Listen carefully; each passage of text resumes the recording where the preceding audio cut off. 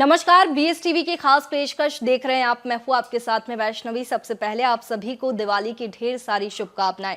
आज नरक चतुर्दशी है, रूप चौदस है और ऐसे में आज के दिन का कितना महत्व है, क्या कुछ आज के दिन करना चाहिए, यही सब बताने के लिए आज हमारे साथ में यहाँ स्टूडियो में मौजूद है आचार्य रविशंकर जी। पंडित जी, बहुत स्वागत है आपका बीएसटीवी में।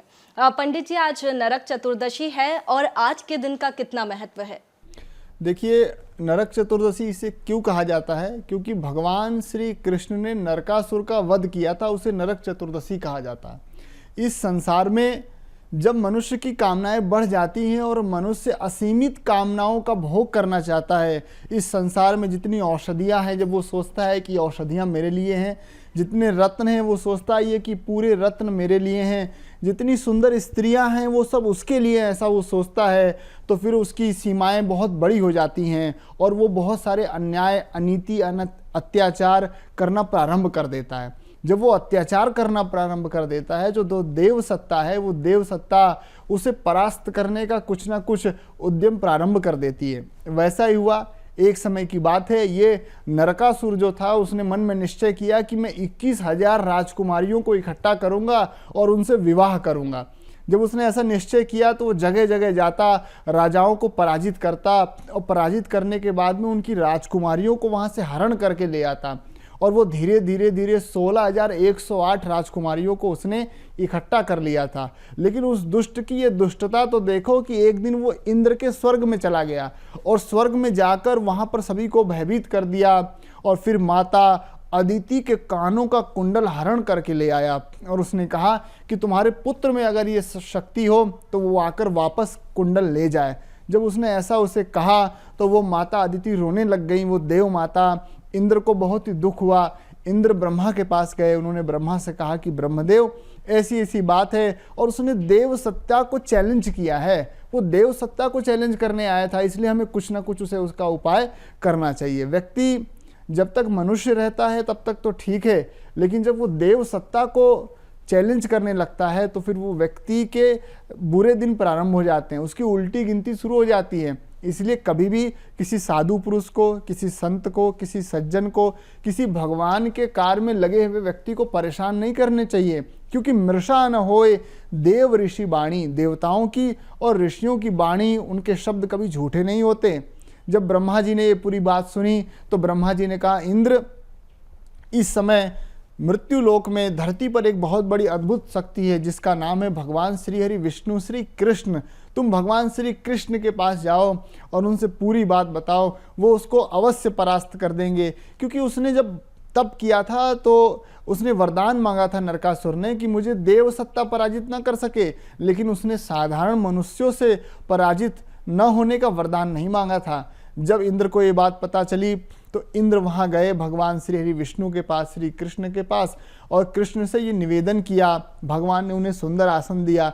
देखिए, जब गोवर्धन पूजा होती है तो कैसे गोवर्धन पूजा के समय इंद्र ने ग्वाल बालों को परेशान किया, वृंदावन के वासियों को परेशान किया, लेकिन फिर भी बड़ा तो वही होता है जिसके अंदर बड़प्पन होता है। भगवान ने तुरंत कहा कि इंद्र, अगर तुम्हें ये कष्ट है तो ये कष्ट मुझे है। अगर वो देव माता अदिति के कुंडलों को हरण करके ले गया है तो वो मेरी माता के कुंडल हरण करके ले गया है। और भगवान ने आश्वासन दिया और जैसे इंद्र वहां से गए, भगवान तुरंत वहां तैयार हो गए जाने के लिए। तो वहां बगल में सत्यभामा जी बैठी थी। सत्यभामा जी ने कहा कि प्रभु, आप क्या नारी शक्ति को कमजोर समझते हैं? मैं भी आपकी सहायता के लिए चलूंगी। और सत्यभामा जी को लेकर वो भगवान श्री कृष्ण उस नरकासुर का वध करने के लिए गए। जब वो वहां पे गए, गरुड़ के पंखों की जो ध्वनि थी, उस ध्वनि से पूरे नगर को पता चल गया कि कोई बहुत बड़ा महापुरुष, कोई वीर, धीर और गंभीर आया है।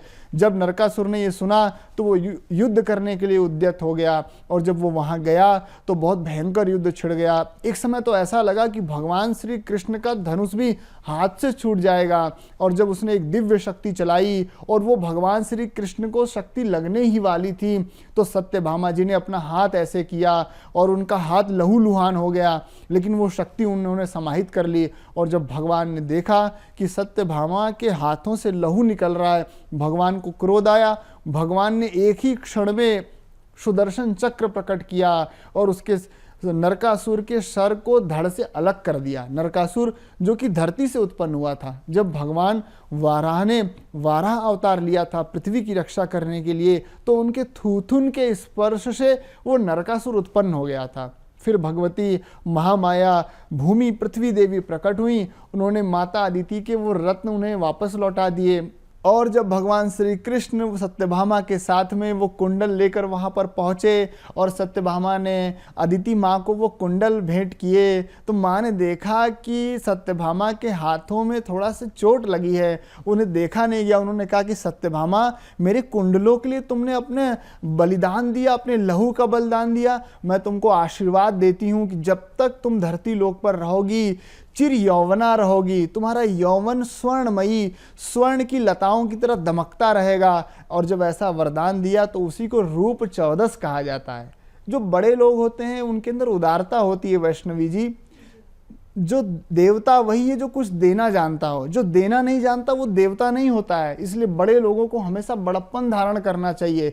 जब वो अपने शरण में आए हुए अपने छोटे लोगों को, उनके जो अधीन लोग हैं उनकी जब वो देखते हैं, देखभाल करते हैं, जब वो ये देखते हैं कि उनकी रक्षा कैसे हो सकती है, माता पिता, गुरु और जो बड़े होते हैं, जो बॉस होते हैं, उनका कर्तव्य होता है कि वृक्ष को लगा देना और साथ में उसके आसपास मेड़ भी लगाना, ताकि जल से वो वृक्ष कहीं बह के ना चला जाए। वहाँ पर एक जाली भी लगानी पड़ती है ताकि कोई जीव जंतु उस वृक्ष को खा न ले, उसकी पत्तियों को न खा ले। और जब इस तरह हम वृक्ष की रक्षा करते हैं तो एक दिन वो विशाल बरगद बन जाता है, वो आम बन जाता है, वो पीपल बन जाता है, वो कईयों को शांति, सुख, चैन वरदान देता है, शीतल छांव देता है, मंद मंद सुगंध शीतल हवा देता है। तो इस प्रकार से ये नरक चतुर्दशी की कथा है। बिल्कुल पंडित जी, बहुत अच्छी कथा है। इसके साथ ही रूप चौदस, नरक चतुर्दशी, इस दिन क्या कुछ कर सकते हैं ये भी बताइएगा, क्योंकि बहुत सारे लोग इस दिन सुबह उठते हैं। इसके साथ ही जैसा कि रूप चौदस है तो रूप भी निखारते हैं, उपटन बनाते हैं और तमाम जो प्रक्रिया है वो करते हैं। देखिए, मन में अगर कोई राग है, द्वेष है, क्लेश है तो उसको धुल देना चाहिए, और वो धुलता है सत्संग से। और शरीर के ऊपर कोई अगर मैल बैठी हुई है तो वो उबटन से धुलती है, तो उस दिन उबटन लगानी चाहिए। जब हम उबटन बनाते हैं तो उसे सर्वप्रथम भगवान को अर्पित करते हैं, उसे सत्यभामा जी को अर्पित करते हैं और सत्यभामा जी से कहते हैं कि जो आशीर्वाद आपको माता अदिति ने दिया था उसका 1% इधर भी दे दीजिए। तो जब वो 1% आशीर्वाद इधर मिलता है, उस उबटन में आ जाता है, तो उबटन लगाने के बाद हमारे शरीर के जितने रोग हैं, दोष हैं, दुख है, क्लेश हैं, जो झुर्रियाँ हैं वो समाप्त हो जाती हैं और फिर हम चिर यौवना हो जाते हैं। इसलिए रूप चौदस के दिन उबटन का विशेष महत्व है। नरक चतुर्दशी उसे कहा जाता है। तो भगवान यमराज के लिए चौखट पर यम के लिए चतुर्मुखी दीप दान करना चाहिए। 4 बत्तियों वाला एक दीपक शाम होते ही शाम को 5 बजे घर की चौखट पर रख देना चाहिए। यमराज से प्रार्थना करनी चाहिए कि हे यमराज, हमारे आसपास के क्षेत्र में कभी भी कोई अकाल मृत्यु ना हो, कोई अकाल घटना ना घटे, किसी के हृदय में पाप करने की भावना जागृत ना हो, कोई नरक में जाए तो उसे अधिक यम की यातनाओं को न सहना पड़े, वो वहाँ से शीघ्राति शीघ्र लौट आए। तो ये विशेष कार्य होते हैं, इन्हें करना ही चाहिए। बिल्कुल पंडित जी, कई कार्य ऐसे हैं जो आज के दिन करना चाहिए। इसके साथ ही इसमें ये भी खासियत होती है क्या कि कौन से भगवान की आज के दिन पूजा की जाती है? क्योंकि दिवाली के अवसर पर तो लक्ष्मी जी की पूजा 5वें दिन की जाती है, लेकिन रूप चौदस के लिए कोई विशेष भगवान जिनकी पूजा की जाती है? जी बिल्कुल, आज के दिन हनुमान जी की पूजा की जाती है। उल्लग्न सिंधो सलिलम सलीलम यशो कवन्ही जनकात्म जाया आदाय तेनैव ददाह लंकाम नमामितम प्रांजलिरांजनेयम। यानी वो हनुमान जी उल्लग्न सिंधो सलिलम सलीलम, जो समुद्र था उसको सरलता से लांग गए। जैसे गाय के बछड़े का खुर होता है उतना क्षेत्र समझकर उसे लांग गए। और यशोक वन्ही जनकात्म जाया, जो सीता जी थी जब वो अशोक वाटिका में थी और अशोक वाटिका में जब वो शोक कर रही थी तो उनके शोक रूपी अग्नि को लेकर हनुमान जी ने पूरी लंका में आग लगा दी। हनुमान जी का जो चरित्र है बड़ा विशाल है। अतुलित बलधामम हेम शैलाभ देहम दनुज वनिकृशानुम ज्ञानिनाम अग्रगण्यम सकल गुण निधानम वानराणामधीशम रघुपति प्रिय भक्तम वात जातम नमामि। हनुमान जी ज्ञान गुण और विद्या के निधान हैं। हनुमान जी भक्तों में शिरोमणि हैं। हनुमान जी सेवकों में शिरोमणि हैं। देखिए, सेवक उसे कहते हैं कि जिसे ये बताना ना पड़े कि मुझे एक गिलास पानी की आवश्यकता है, उसे ये पहले ही समझ में आ जाए कि इनको किस चीज़ की आवश्यकता है और वो बोलने से पहले वो कार्य कर दे, उसे ही सेवक कहते हैं। तो जो सेवक धर्म है वो सबसे कठिन धर्म है। जब भरत जी भगवान राम को मनाने के लिए गए और लक्ष्मण को उपदेश दे रहे थे तो उन्होंने कहा कि देखो लक्ष्मण, तुम्हें भगवान की भैया की सेवा करनी है और सेवक धर्म बहुत कठिन होता है। तो उन्होंने वहाँ पे ये उपदेश किया। तो सेवकों में जो शिरोमणि हैं हनुमान जी, उनका आज जन्मोत्सव होता है, क्योंकि अलग अलग कल्पों में अलग अलग देवताओं का जन्म होता है और वो देवता कई बार जन्म लेते हैं। तो कुछ शास्त्रों में, कुछ पुराणों में इस दिन हनुमान जयंती भी होती है, इसलिए इस दिन हनुमान जी की पूजा करनी चाहिए। सुंदर कांड का पाठ करना चाहिए। सुंदर कांड के पाठ करने से व्यक्ति के घर में, जीवन में, वातावरण में, समाज में शांति आती है। क्यों? क्योंकि सुंदर कांड एक अद्भुत ग्रंथ है। सुंदर कांड को अगर आप 1000 बार भी पढ़ें तो हर बार जब आप पढ़ेंगे तो उसमें कुछ नई वस्तु आपको प्राप्त होगी। जैसे वहां पर लिखा है कि जिम अमोघ रघुपति कर माना तेई भांति चले वो हनुमाना। जैसे भगवान श्री राम का बाण चलता है वैसे हनुमान जी चलने लग गए। कनक भूधराकार शरीरा समर भयंकर अति बलबीरा।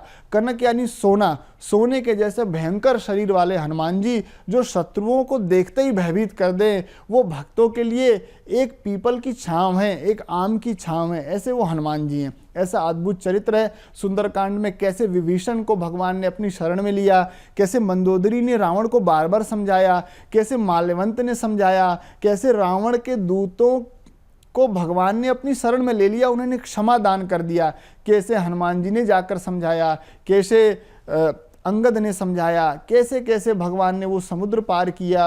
विनय न मालत जलधि जड़ गए 3 दिन बीत, बोले राम सकोप तब भय बिन होए न प्रीत। जब कोई अति कर देता है तो कैसे भगवान ने वहाँ पे अग्नि बाण का संधान कर लिया। भगवान ने ये दर्शाया कि सर्व सामर्थ होने के बाद भी हमारे आसपास जितने भी लोग हैं उन्हें बड़े प्रेम से प्रस्तुत होना चाहिए, बड़े उन्हें आदर भाव से, जब उन्हें कुछ कहें तो उन्हें प्लीज़ की फीलिंग कराएं, उन्हें ये लगे कि ये हमसे प्रार्थना कर रहे हैं और सबको सम्मान देना चाहिए। ऐसा भगवान श्री राम ने कहा। लक्ष्मण जी ने कहा कि 1 ही मिनट में सब कुछ कर दीजिए, तो उन्होंने कहा नहीं, ऐसे हम लोग विजय नहीं प्राप्त कर सकते, हमें धीर गंभीर होना पड़ेगा। तो इस प्रकार से सुंदरकांड की अद्भुत महिमा है, उसका पाठ करना चाहिए, हनुमान जी की आरती करनी चाहिए, हनुमान जी की चालीसा करनी चाहिए और सुंदर बेसन के लड्डू हनुमान जी को भोग लगाने चाहिए। क्योंकि इस संसार में सर्वाधिक कोई ऐसे देवता हैं जिनसे सब लोग प्रिय करते हैं, कोई उनकी निंदा नहीं करता, जो हर समय उनका नाम लेता रहता, वो हनुमान जी हैं। हनुमान चालीसा में लिखा है कि जय हनुमान ज्ञान गुण सागर और जय कपीस त्यों लोक उजागर है। हे कपीस, आप तीनों लोगों को उजागर करने वाले हैं। तो इस पूरे संसार में जो हनुमान जी की सेवा करता है वो हनुमान जी के जैसा ही बन जाता है। रूप चौदस की अगर बात करें, नरक चतुर्दशी की बात करें, तो आज के दिन और क्या कुछ कर सकते हैं? देखिए, आज के दिन जो सबसे आवश्यक है वो है कि हमारे जीवन में जो पाप हैं, क्योंकि पाप ही मनुष्य को आगे नहीं बढ़ने देते। कोई पापी व्यक्ति हो तो वो घबराया घबराया सा रहता है, उसे टोक दो, उसका हाथ पकड़ लो तो उसके चेहरे की हवाइयाँ उड़ जाती हैं, उसे ऐसा लगता है कि जैसे आसपास कोई बहुत बड़ा बम फूट गया हो। ये पापी व्यक्ति के लक्षण होते हैं। और जो भगवान का भक्त होता है वो सदैव प्रसन्न रहता है। तो पाप जो होते हैं वो मनुष्य को धीरे धीरे पतन की ओर बढ़ाते रहते हैं। पाप 2 प्रकार के होते हैं। एक प्रत्यक्ष पाप होते हैं जो अति कर देते हैं तो परमात्मा अवतार ले लेते हैं, और एक गुप्त पाप होते हैं। गुप्त पाप व्यक्ति को कैसे परेशान करते हैं कि जैसे मान लीजिए कोई गुप्त पाप कर रहा है और वो सोचता है कि कोई नहीं देख रहा है, कोई नहीं समझ रहा है, तो एक दिन भगवान ऐसी स्थिति उत्पन्न कर देंगे कि जो कर्म, जो पाप उसने किया भी ना हो, जो उसने चोरी की भी नहीं हो, जो उसने कलंक का काम किया भी ना हो, उसका भी उसे दोष लग जाता है, और फिर जो उसने नहीं किया उसका दोष लगता है, और फिर उसके जितने भी पाप होते हैं वो प्रकट हो जाते हैं। इसलिए मनुष्यों को रूप चौदस के दिन, नरक चतुर्दशी के दिन ये संकल्प लेना चाहिए कि मैं आज के बाद जीवन में कभी पाप नहीं करूँगा, क्योंकि पाप की जो राशि होती है उसको भस्म करने में सिर्फ वो परमात्मा ही सामर्थ्यवान होते हैं।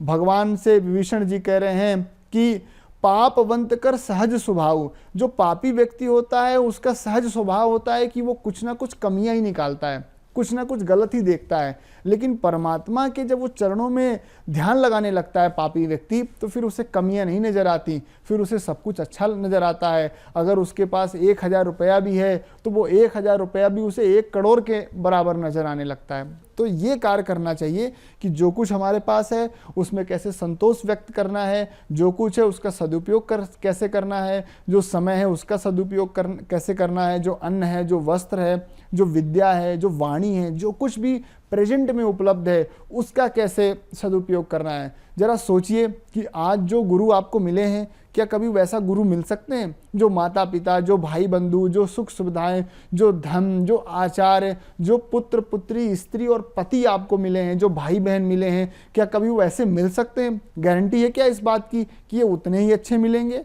नहीं, कोई गारंटी नहीं है। इसलिए जो वर्तमान में है वही सर्वस्व है। भविष्य का किसी को पता नहीं, जो बीत गया वो कभी लौट के आना नहीं। तो वर्तमान को जिसने संभाल लिया है, तो मनुष्य को यही संकल्प करना चाहिए कि मेरा वर्तमान कैसे अच्छा हो।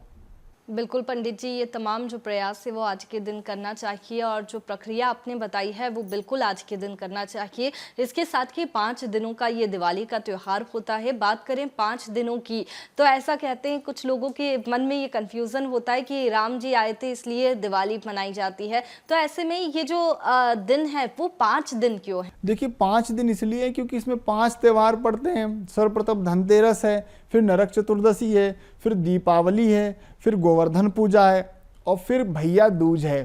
तो ये 5 दिन होते हैं। लेकिन मेरा ऐसा मानना है कि ये 5 दिन नहीं होते हैं, ये टोटल 29 दिन होते हैं। 29 दिन कैसे होते हैं कि देखिए, जब नवरात्रि का समय आता है तो नवरात्रि में 9 दिन तक हम देवियों की उपासना करते हैं, एक एक करके। प्रथमम शैलपुत्री, द्वितीयम ब्रह्मचारिणी और फिर क्रम से अंत में सिद्धिदात्री देवी प्रकट होती हैं। और जब व्यक्ति को ये पता चलता है कि हमारे जीवन में हमारे पास इतनी बड़ी बड़ी शक्तियां हैं, तो जब उसे अपनी शक्तियों का भान होता है तो फिर वो दशहरे के दिन रावण पर आक्रमण कर देता है। और जब फिर विजय हो जाती है, तो जब विजय के बाद भगवान कैसे सब कुछ समेटते हुए आए, सबको साथ में लेते हुए आए, सब कुछ दिखाते हुए आए, तो वैसे दशहरे के बाद में फिर एक एक दिन हमारा ऐसा बीतता है कि हमें दिवाली मनानी है, यानी हमें अयोध्या लौटकर जाना है। अयोध्या का तात्पर्य ये होता है कि जहाँ पे कोई पाप ना होता हो, जहाँ पे किसी का वध ना होता हो, उसे अयोध्या कहते हैं। तो हमें दीपावली के दिन से पूर्व ये पूरी तैयारी कर लेनी है कि अब हम जीवन में कभी कोई पाप नहीं करेंगे, कोई ऐसा कार्य नहीं करेंगे जिस कार्य से हमारे समाज की, हमारे परिवार की निंदा हो, अपयश हो। तो उसकी तैयारी दशहरे के दिन से ही प्रारंभ हो जाती है। एक एक दिन घर में सजाना, संवारना, व्यवस्थित करना, ये सब कुछ प्रारंभ कर देना चाहिए। हमारे घर के लोगों से हमें क्या बातचीत करनी है, क्या व्यवस्थाएं करनी है।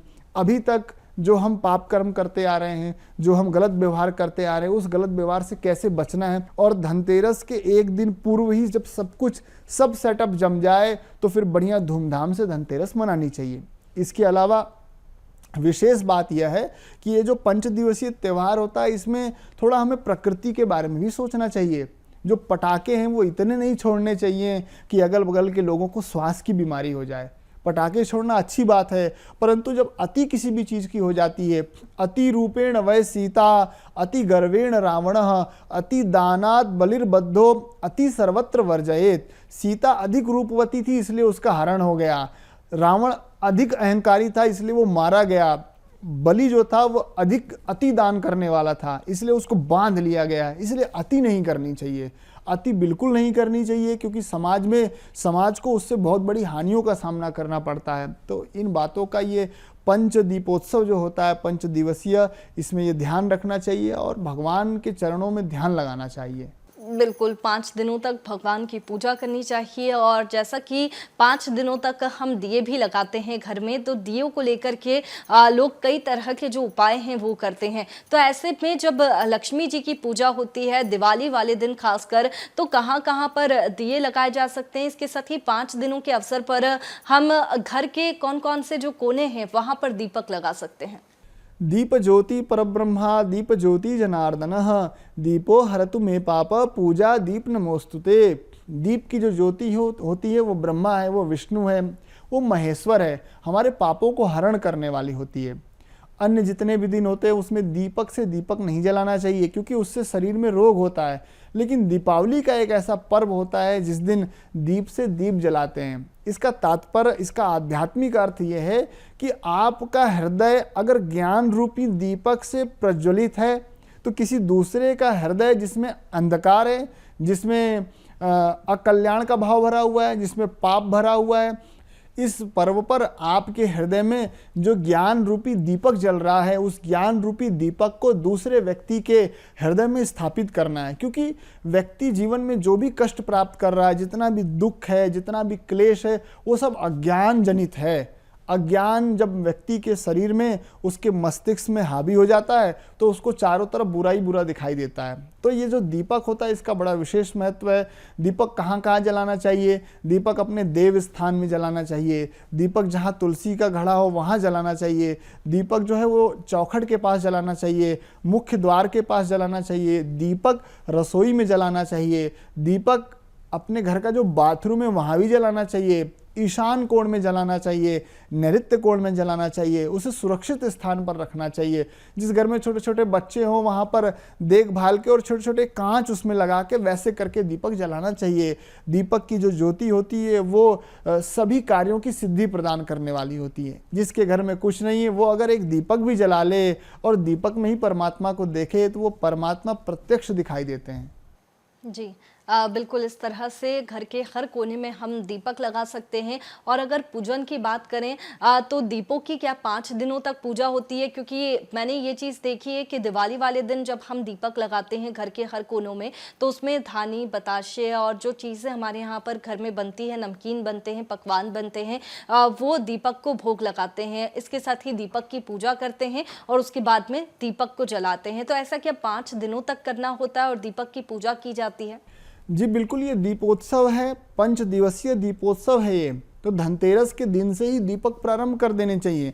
धनतेरस के दिन सर्वप्रथम 13 दीपक जलाने चाहिए और उन दीपकों में अपने सुविधा अनुसार वैसे तो गाय के घी के दीपक जलाने चाहिए, फिर कोई मीठे तेल का भी जलाता है, कोई तेल का भी जलाता है, सरसों के तेल का। अपनी सुविधा और अपने सामर्थ्य अनुसार करना चाहिए। लेकिन जो दीपक जलते हैं उसमें विशेष बात ये ध्यान देनी चाहिए कि जो दीपक की लौ हो, वो जो बाती हो, वो पूर्व दिशा में हो अथवा उत्तर दिशा में हो, ये विशेष बात है।